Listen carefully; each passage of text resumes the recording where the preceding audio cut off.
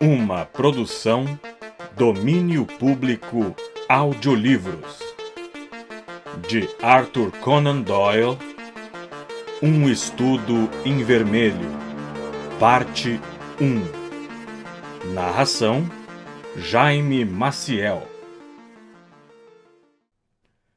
Antes de começar o vídeo, curta, compartilhe e caso ainda não seja inscrito no canal, clique no botão inscreva-se.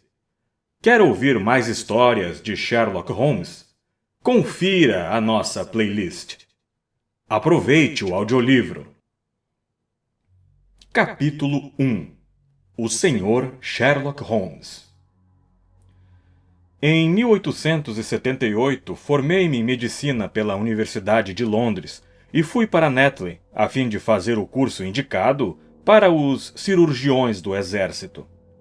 Quando terminei os meus estudos ali, fui designado cirurgião assistente do 5º Regimento de Fuzileiros de Northumberland.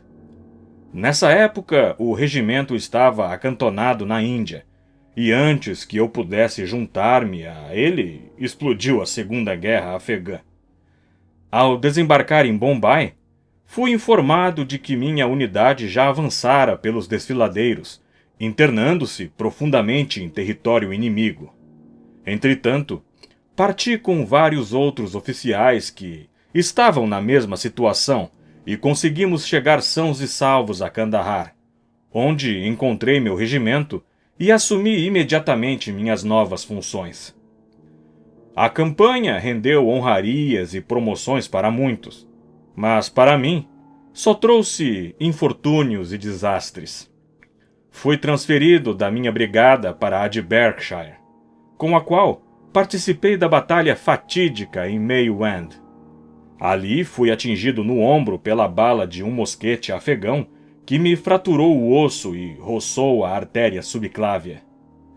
Eu teria caído em poder dos ferozes gases se não fosse a coragem e a dedicação de meu ordenança, Murray, que me pôs atravessado no lombo de um cavalo de carga e conseguiu levar-me em segurança até as linhas britânicas. Abatido pela dor e debilitado pelas contínuas privações a que fora submetido, fui removido para o hospital da base de Peshawar, em um trem que transportava outros feridos. Ali eu me recuperava e já melhorara o suficiente para andar pelas enfermarias, até mesmo tomar um pouco de sol na varanda, quando fui atacado pelo tifo, essa praga de nossas possessões indianas. Fiquei com a vida em perigo durante meses, e quando finalmente voltei a mim e entrei em convalescença, estava tão enfraquecido e tão magro que uma junta médica determinou a minha volta imediata para a Inglaterra. Assim, fui embarcado no navio de transporte de tropas Orontes, e um mês depois desembarcava no cais de Portsmouth, com a saúde irremediavelmente comprometida, mas tendo a permissão paternal do governo para tentar melhorá-la nos 9 meses seguintes. Eu não tinha conhecidos nem parentes na Inglaterra, de modo que era livre como o ar. Ou tão livre como pode ser um homem com uma renda de 11 shillings e 6 pence diários. Nessas circunstâncias, era natural que eu fosse atraído para Londres, a grande cloaca para a qual são drenados irresistivelmente todos os ociosos e vagabundos do império. Fiquei ali durante algum tempo, em um hotel retirado no Strand, onde levei uma vida sem conforto e sem sentido, gastando todo o dinheiro que recebia muito mais livremente do que deveria. A situação de minhas finanças tornou-se tão alarmante que eu logo percebi que teria de deixar a metrópole e me estabelecer em algum lugar no campo, ou modificar completamente o meu estilo de vida. Escolhida a última alternativa, resolvi deixar o hotel e instalar-me em moradia menos pretensiosa e mais barata. No mesmo dia em que cheguei a essa conclusão, eu estava no bar Criterion, quando alguém bateu no meu ombro.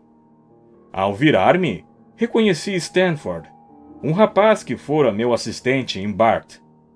A visão de um rosto amigo no vasto deserto londrino é algo realmente agradável para um homem solitário. Nos velhos tempos, Stanford nunca fora um companheiro mais íntimo. Porém, eu agora o acolhia com entusiasmo, e ele também parecia satisfeito em me ver. Na exuberância da minha alegria, convidei-o para almoçar comigo no Holborn, e juntos partimos em um cabriolé. Diabo! O que andou fazendo, Watson? Perguntou ele, sem dissimular o espanto, enquanto sacolejávamos pelas ruas apinhadas de Londres. Está magro como um sarrafo e queimado como uma castanha. Fiz-lhe um breve relato de minhas aventuras, e mal o concluíra quando chegamos ao nosso destino. Coitado! Exclamou, penalizado após ter ouvido meus infortúnios. O que pretende fazer agora? Procurar um lugar para morar, respondi. Tento resolver o problema de encontrar cômodos confortáveis a um preço razoável. Curioso, disse meu companheiro. Hoje você é a segunda pessoa que me diz a mesma coisa. E quem foi a primeira? Perguntei. Um sujeito que trabalha no laboratório de química do hospital. Lamentava-se ainda essa manhã por não encontrar alguém com quem dividir o aluguel dos ótimos cômodos que encontrara, mas que são caros demais para suas posses. Formidável! Exclamei. Se ele procura mesmo alguém para dividir a casa e as despesas, sou exatamente o homem indicado. É melhor ter um companheiro do que morar sozinho. Stanford olhou-me de modo estranho, por cima do seu copo de vinho. Você ainda não conhece Sherlock Holmes, disse. Talvez não gostasse dele como companheiro permanente. Por quê? O que há contra ele? Bem, eu não disse que há alguma coisa que o desabone. Ele tem ideias um tanto estranhas. É apaixonado por alguns ramos da ciência. Pelo que sei, é uma pessoa bastante correta. Estudante de medicina? Perguntei. Não, e não tenho a mínima ideia a respeito do que ele pretende fazer. Parece entender muito de anatomia, além de ser um químico de primeira. No entanto, que eu saiba, nunca fez nenhum curso regular de medicina. Seus estudos são um tanto desregrados e excêntricos, mas com esse sistema irregular, ele acumulou uma quantidade de conhecimentos que deixaria seus professores surpresos. Nunca lhe perguntou o que pretende fazer no futuro? Indaguei. Não, ele é desses que não se abrem em confidências, embora possa ser bastante comunicativo quando é dominado pela imaginação. Eu gostaria de conhecê-lo, disse. Se vou morar com alguém, preferiria um homem que aprecie os estudos e tenha hábitos tranquilos. Ainda não me sinto bastante forte para suportar muito barulho ou agitação. Já tive o suficiente de ambos no Afeganistão. O suficiente para o resto da vida. Como poderei entrar em contato com esse seu amigo? Ele deve estar no laboratório, respondeu meu companheiro. Às vezes ele evita o lugar durante semanas, ou então trabalha lá de manhã à noite. Se quiser, iremos ao seu encontro depois do almoço. É uma boa ideia, respondi, e nossa conversa passou para outros temas. Quando estávamos a caminho do hospital, depois que saímos do Holborn, Stanford forneceu-me maiores detalhes sobre o cavalheiro que eu me propunha a aceitar como companheiro de moradia. Não me responsabilize se por acaso você não se der bem com ele, avisou-me. Não sei nada a seu respeito além do que fiquei sabendo quando o encontrava ocasionalmente no laboratório. Este arranjo foi ideia sua, portanto, não me culpe por coisa alguma. Se não nos dermos bem, será fácil separar-nos, respondi. Está aparecendo, Stanford. Acrescentei, olhando com firmeza para o meu interlocutor, que você tem algum motivo para lavar as mãos em relação a esse assunto. O temperamento desse homem é tão terrível? Ou existe algo mais? Vamos, fale sem receio. É difícil exprimir o inexprimível, respondeu Stanford rindo. Holmes talvez seja científico demais para o meu gosto. Chega a beirar a insensibilidade. Posso imaginá-lo dando a um amigo uma pitadinha do último alcaloide vegetal. Não por maldade, compreenda, mas apenas por espírito investigativo, para ter uma ideia precisa dos efeitos. Para ser justo, acho que ele próprio tomaria o alcaloide com a mesma presteza. Parece ter paixão pelo conhecimento definido e exato. Não vejo nada demais nisso. Concordo, desde que tudo fique dentro de certos limites. Evidentemente, a situação assume uma forma bizarra quando ele chega ao cúmulo de dar pauladas em cadáveres na sala de dissecação. Dar pauladas em cadáveres? Exatamente, a fim de verificar quanto tempo depois da morte o corpo pode apresentar escoriações. Eu o vi fazendo isso com meus próprios olhos. E ainda insiste em dizer que ele não é estudante de medicina? Não é. Só Deus sabe qual a finalidade de seus estudos. Bem, aqui estamos e você precisa formar sua própria opinião sobre ele. Enquanto Stanford falava, dobramos para uma ruela e entramos por uma pequena porta lateral, que dava para uma ala do grande hospital. O terreno agora me era familiar, e não precisei ser guiado quando subimos a fria escadaria de pedra e seguimos pelo corredor comprido, de paredes caiadas e com várias portas castanho escuras. Quase no final, uma passagem de arcada baixa levava ao laboratório de química. Era uma sala ampla, com paredes cheias de prateleiras entulhadas de incontáveis frascos. Havia mesas baixas e largas espalhadas por ali, juncadas e retortas, tubos de ensaios e pequenos bicos de Bunsen, com suas chamas azuis oscilantes. Na sala só vi um estudante, curvado sobre uma mesa afastada, absorvido no seu trabalho. Ao ouvir nossos passos, ele olhou em volta e ergueu-se, com uma exclamação satisfeita. Descobri! Descobri! Ele gritou para meu acompanhante, correndo para nós, com um tubo de ensaio na mão. Descobri um reagente que é precipitado pela hemoglobina e por nada mais. Se ele tivesse descoberto uma mina de ouro, seu rosto não demonstraria uma alegria maior. Dr. Watson, Sr. Sherlock Holmes, apresentou Stanford. Como vai? Disse ele cordialmente, apertando minha mão com uma força de que eu não o julgaria capaz. Vejo que esteve no Afeganistão. Como é que sabe? Perguntei, espantado. Não vem ao caso agora. Ele respondeu, dando uma risadinha para si mesmo. No momento, a questão é sobre a hemoglobina. Percebe a importância da minha descoberta, não? Quimicamente é interessante, sem dúvida. Mas na prática... Respondi. Como?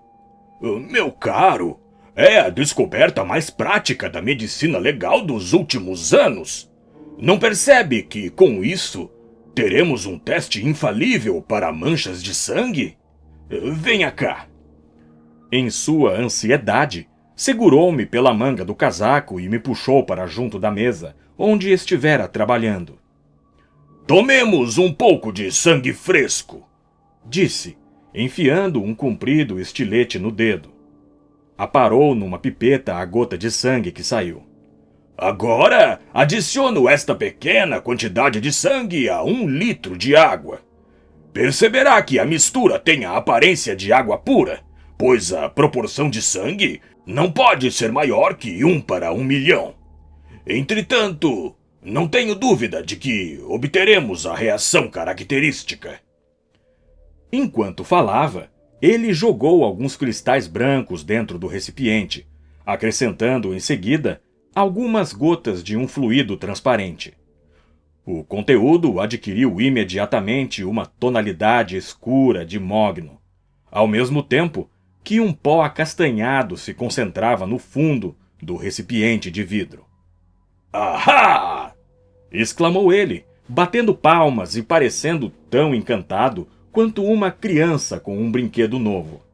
O que acha disso? Parece um teste bastante delicado. Observei. Ótimo, ótimo! O antigo teste com o guaiaco era muito rudimentar e impreciso. O mesmo se pode dizer do exame microscópico dos glóbulos do sangue.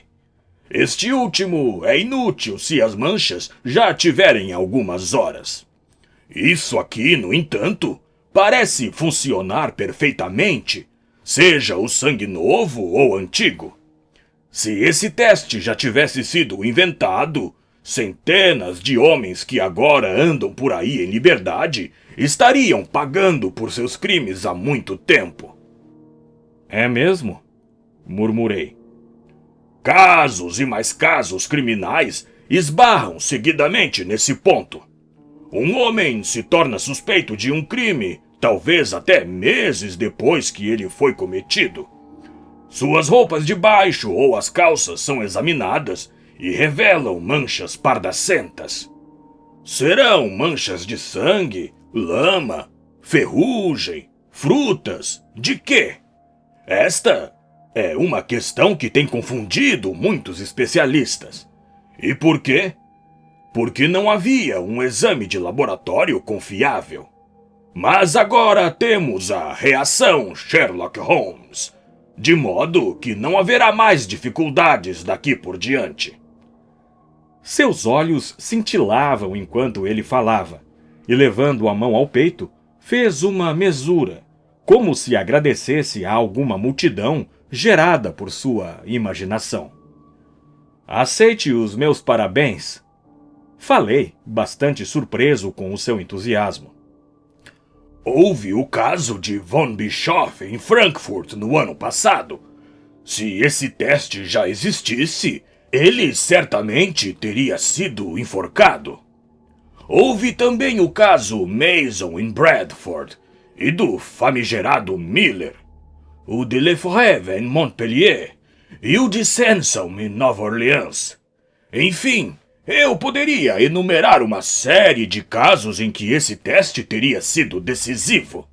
Você parece um calendário ambulante de crimes, disse Stanford rindo.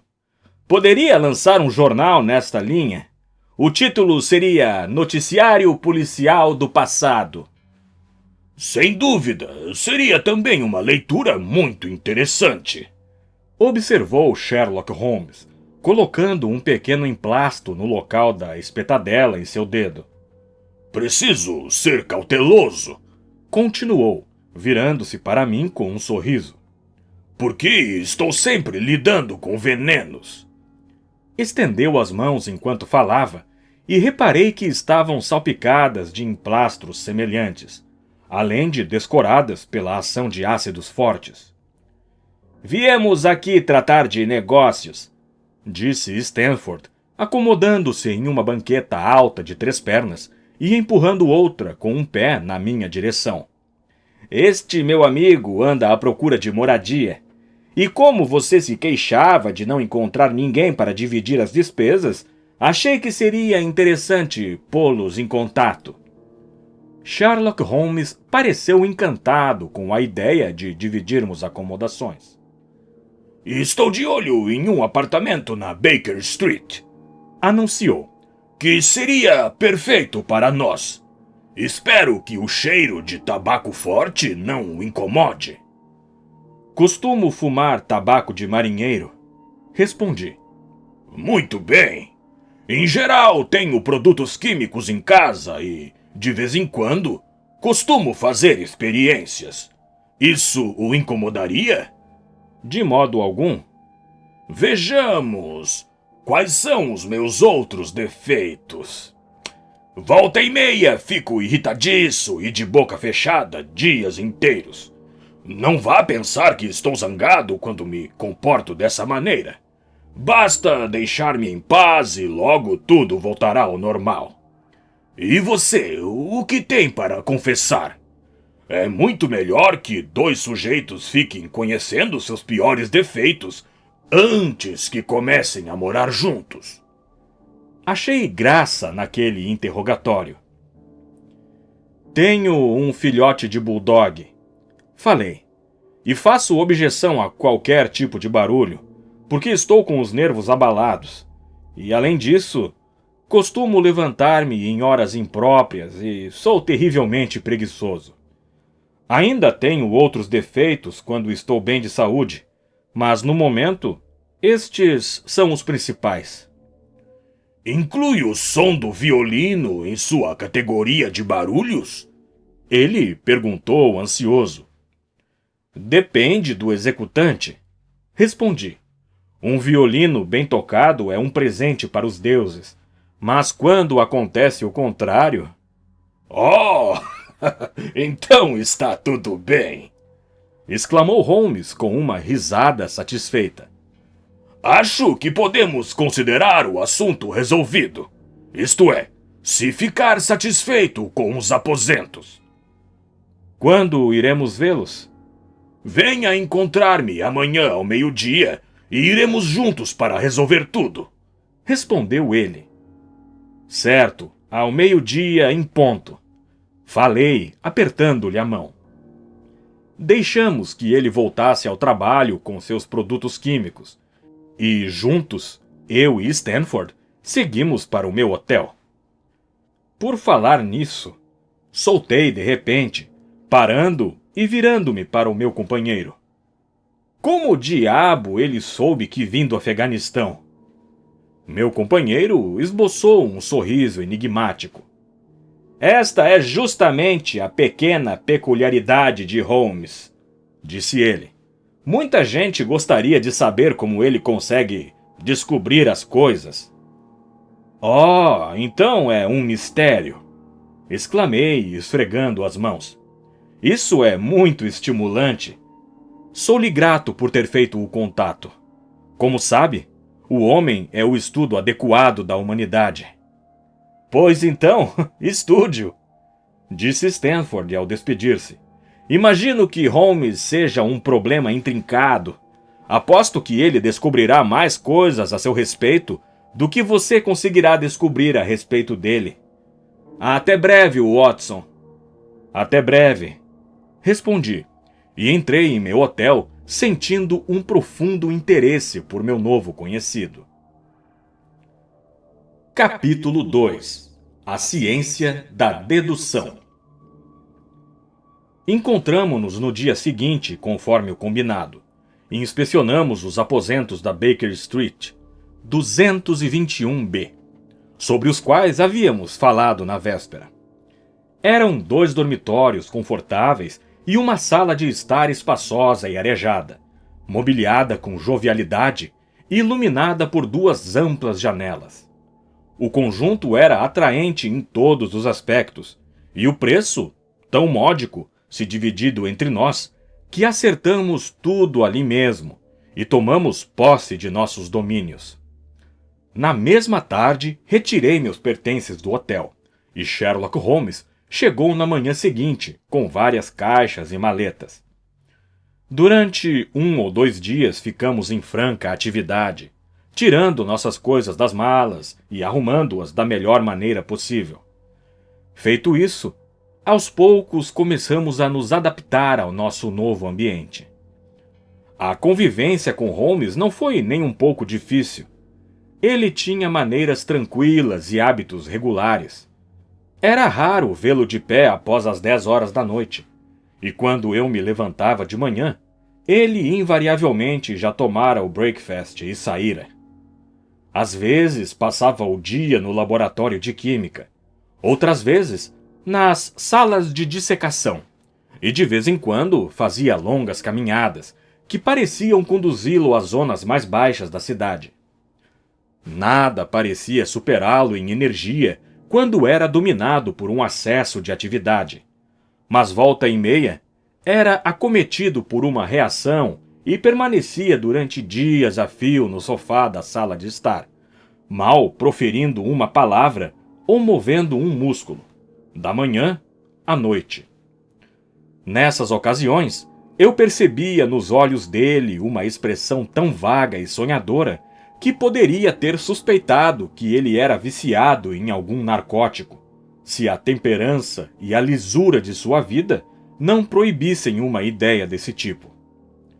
À medida que as semanas passavam, meu interesse por ele e a curiosidade a respeito de seus objetivos na vida aumentaram e aprofundaram-se aos poucos. Ele próprio e sua aparência chamavam a atenção do observador mais desatento. Tinha 1,80 m de altura, mas a magreza excessiva fazia com que parecesse ainda mais alto. Seus olhos eram atentos e penetrantes, exceto durante aqueles intervalos de torpor a que eu já me referi. E o nariz, delgado, aquilino, dava à fisionomia um ar de vigilância e determinação. Também o queixo, saliente e quadrado, indicava um homem decidido. Suas mãos estavam sempre manchadas de tinta e de produtos químicos, mas mostravam uma extraordinária delicadeza de toque, como tive ocasião de observar várias vezes, enquanto ele manipulava seus frágeis instrumentos de alquimista.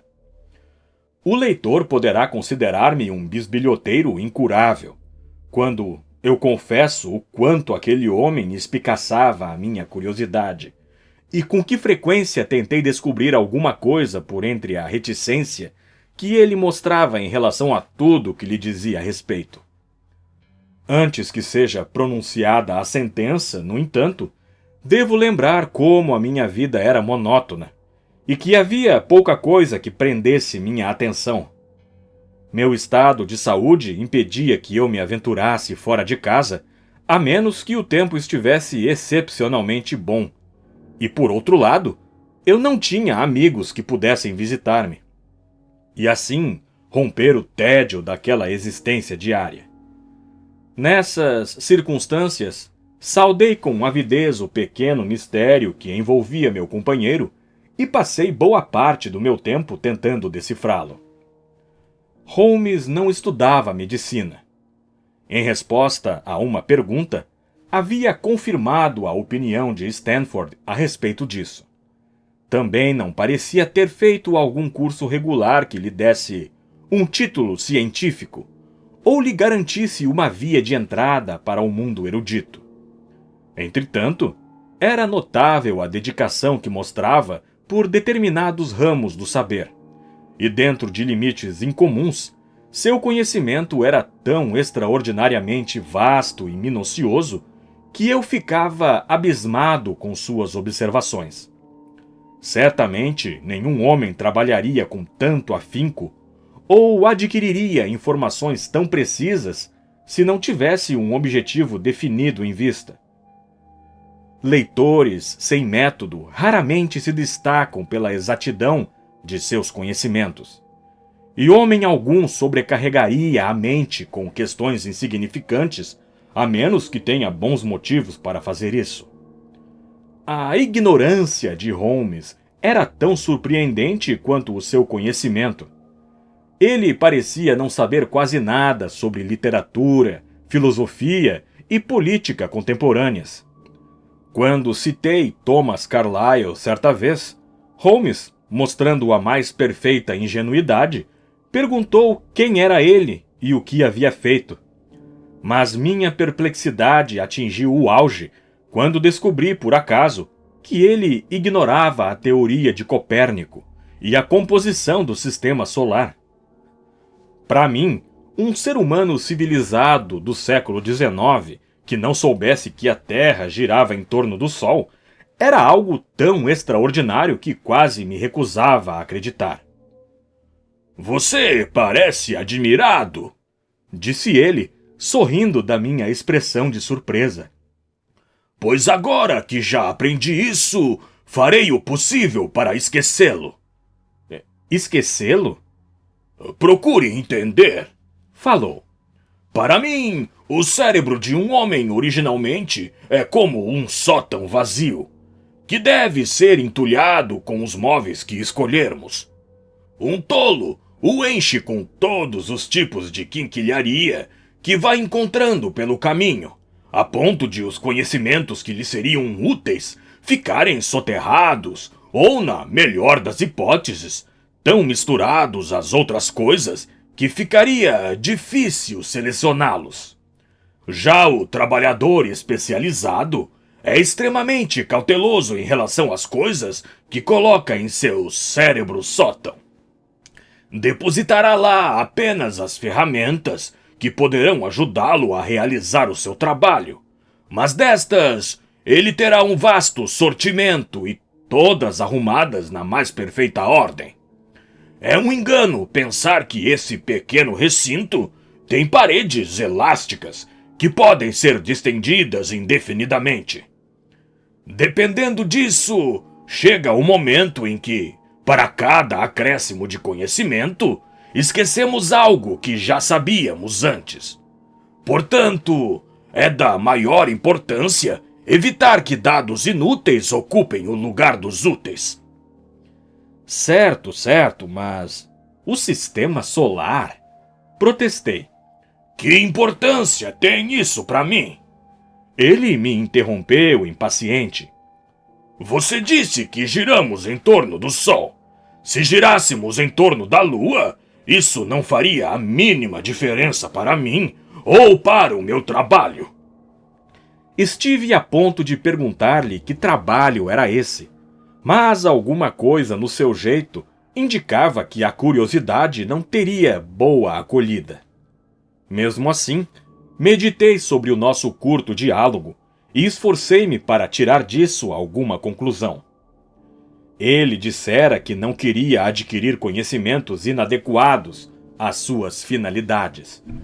Então, todos os conhecimentos que possuía tinham de ser úteis para ele.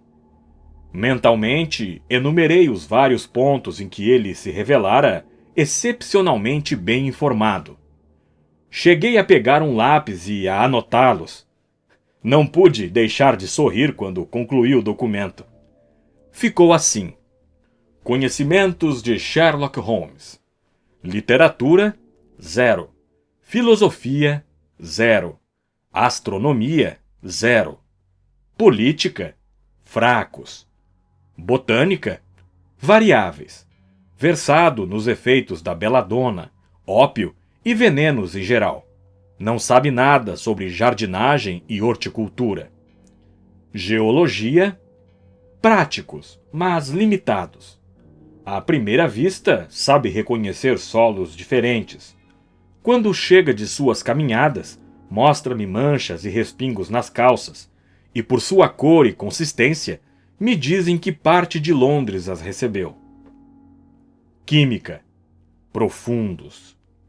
Anatomia, acurados, mas pouco sistemáticos.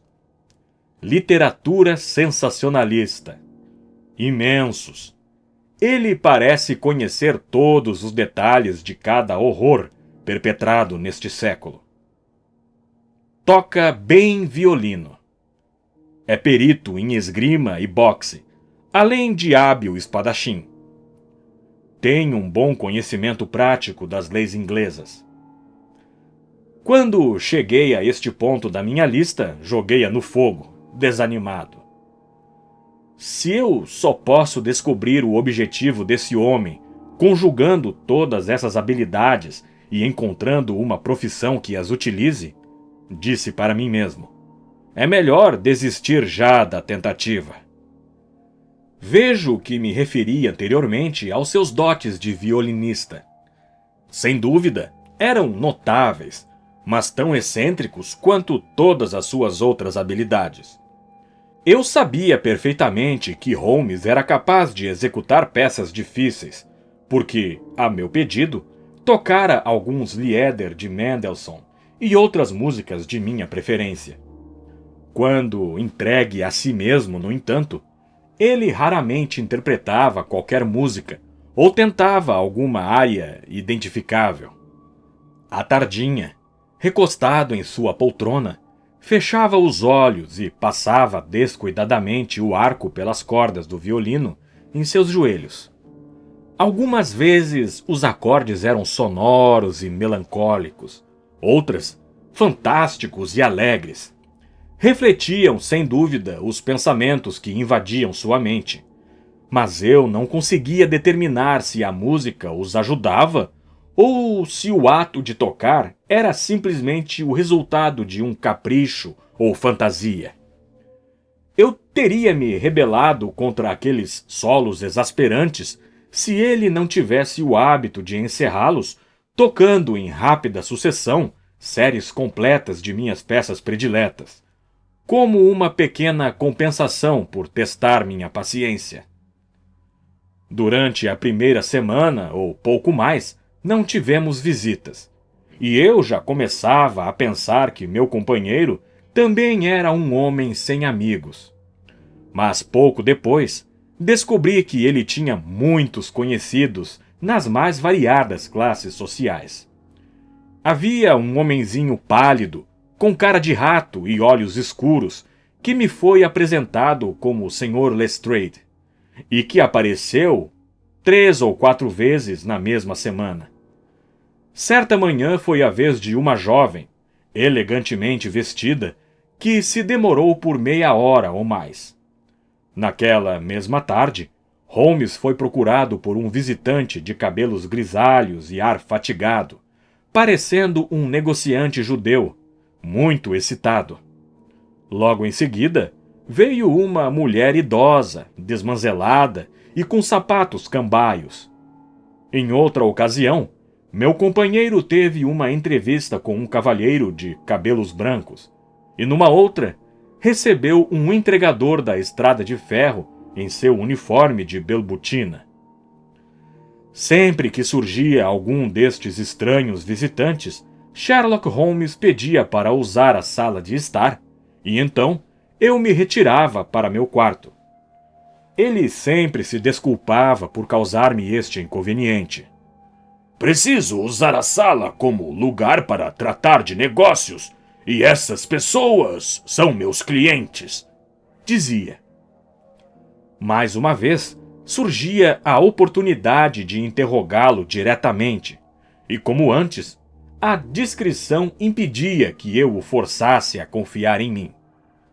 Na época, pensei que Holmes devia ter fortes motivos para evitar o assunto, mas ele logo fez com que eu afastasse essa hipótese, ao abordá-lo voluntariamente.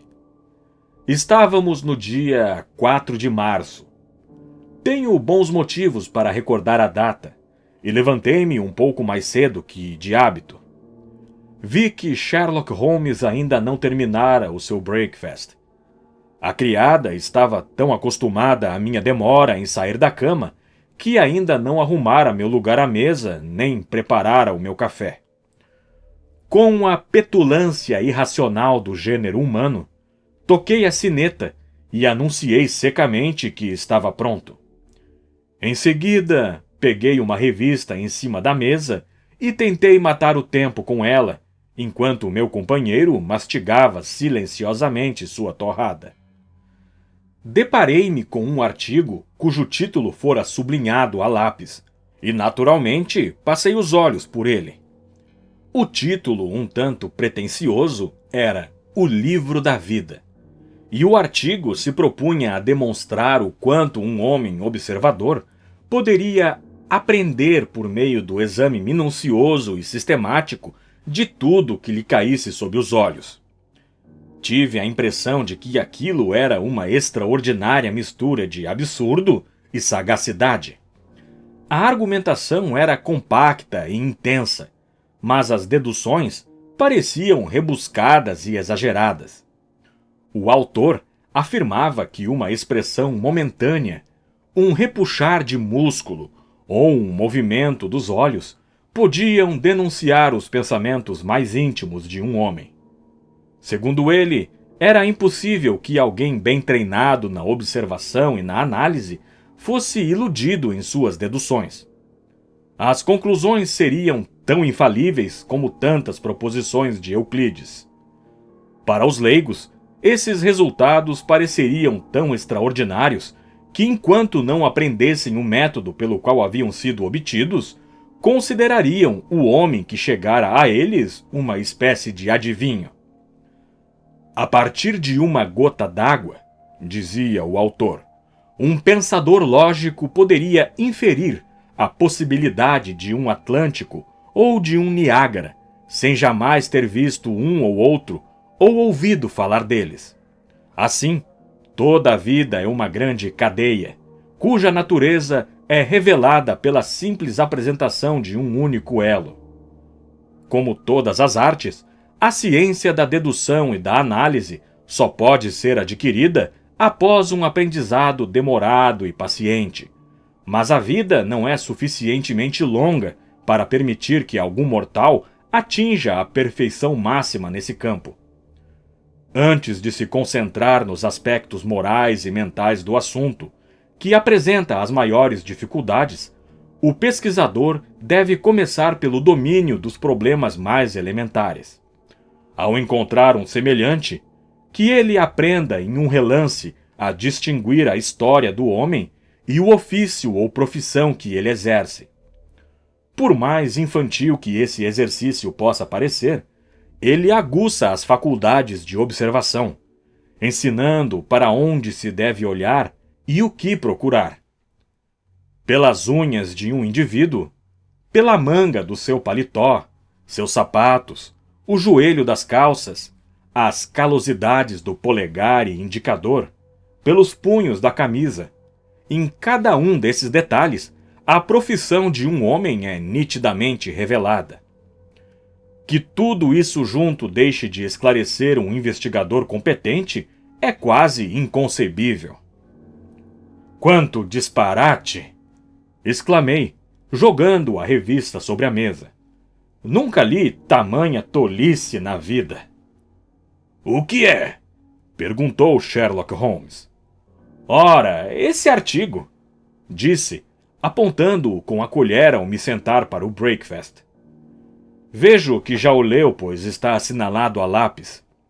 Eu não posso negar que foi escrito com inteligência, mas ainda assim me irrita. Evidentemente, são as teorias forjadas por algum desocupado, que desenvolve todos esses pequeninos paradoxos sem sair da poltrona de seu gabinete. Nada tem de prático. Eu gostaria de vê-lo na barulheira de um vagão de terceira classe do trem subterrâneo, para então perguntar-lhe quais eram as profissões de todos os seus companheiros de viagem. Apostaria 1000 por 1 contra ele. E perderia seu dinheiro, observou Holmes calmamente. Quanto ao artigo, fui eu que escrevi. Você? Exatamente. Tenho certa tendência a observar, a deduzir. Todas as teorias que expus aí, e que a você parecem tão fantasiosas, na verdade são extremamente práticas. Tão práticas que dependo delas para viver. Como? Perguntei involuntariamente. Bem, eu trabalho por conta própria. Imagino que seja o único no mundo nesse ramo. Sou um detetive consultor, se é que entende o que isso significa. Aqui em Londres temos punhados de detetives oficiais e de particulares. Quando estão em apuros, eles me procuram e tento colocá-los novamente na pista certa. Fornecem-me todos os indícios e, graças ao meu conhecimento da história do crime, geralmente consigo descobrir e corrigir as falhas. Existe uma grande semelhança entre os delitos, de modo que, se temos todos os detalhes de 1000 casos na ponta dos dedos, seria estranho não conseguirmos desenredar o 1001º. Lestrade é um detetive conceituado. Recentemente, ficou perdido ao investigar um caso de falsificação e foi isso que o trouxe aqui. E quanto às outras pessoas? Na maioria, são enviadas por agências particulares de investigação. Todas são pessoas com problemas que procuram algum esclarecimento. Ouço as histórias que me contam, elas ouvem meus comentários e depois embolso meus honorários.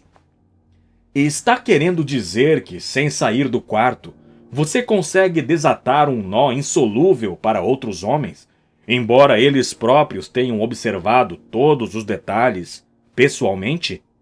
Perguntei. Sem tirar nem pôr. Tenho uma espécie de intuição nesse sentido. De vez em quando, aparece um caso mais complicado que os outros. Então, preciso caminhar por aí e ver as coisas com meus próprios olhos. Como sabe, tenho uma boa dose de conhecimentos especiais que, aplicados ao problema, facilitam extraordinariamente as coisas.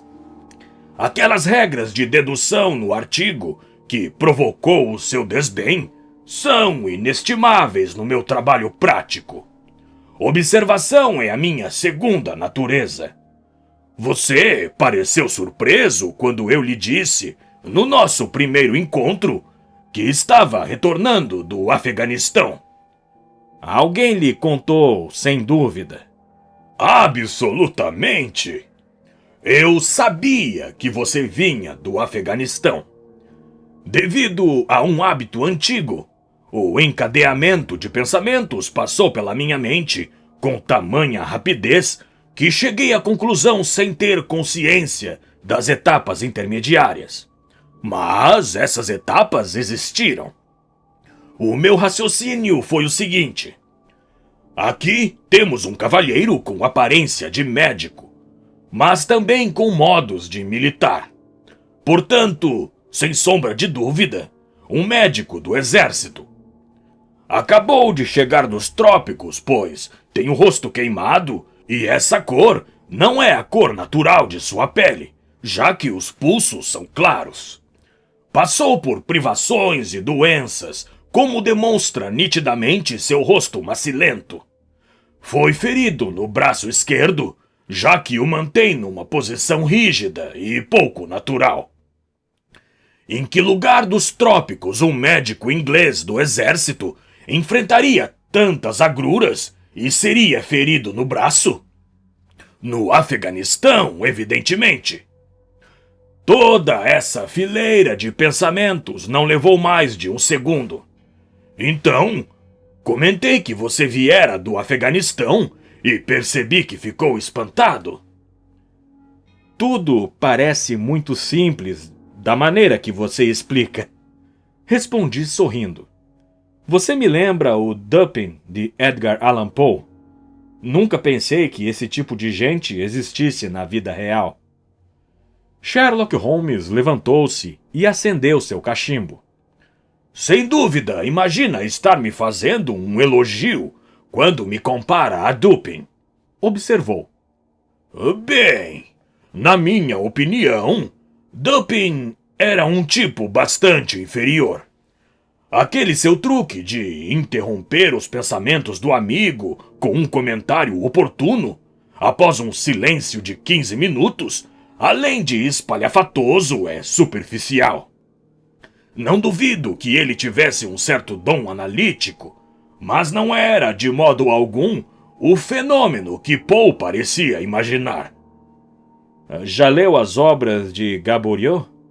Perguntei. Lecoq corresponde à ideia que você faz de um detetive? Sherlock Holmes fungou com ironia. Lecoq era um grande trapalhão, disse ele, irritado. Sua energia era a sua única qualidade. Esse livro me deixou francamente enojado. A questão consistia em identificar um prisioneiro desconhecido. Eu teria feito isso em 24 horas, enquanto Lecoq levou uns 6 meses. Um livro assim poderia ser um manual para os detetives aprenderem o que devem evitar. Fiquei bastante indignado ao ver menosprezados dois personagens que eu tanto admirava. Fui até a janela e fiquei olhando a rua movimentada. Esse sujeito pode ser muito esperto, pensei, mas certamente é bastante presunçoso. Hoje em dia não há mais crimes nem criminosos, disse ele em tom de lamento. De que adianta a inteligência em nossa profissão? Sei muito bem que tenho capacidade para tornar meu nome famoso. Não há e nunca houve alguém que contribuísse com tamanha dose de estudo e talento natural para investigação criminal como eu. E qual foi o resultado? Não há crimes a desvendar ou, no máximo, algum delito desajeitado com um motivo tão transparente que até um funcionário da Scotland Yard consegue resolver. Eu continuava irritado com sua maneira presunçosa de falar e achei melhor mudar de assunto.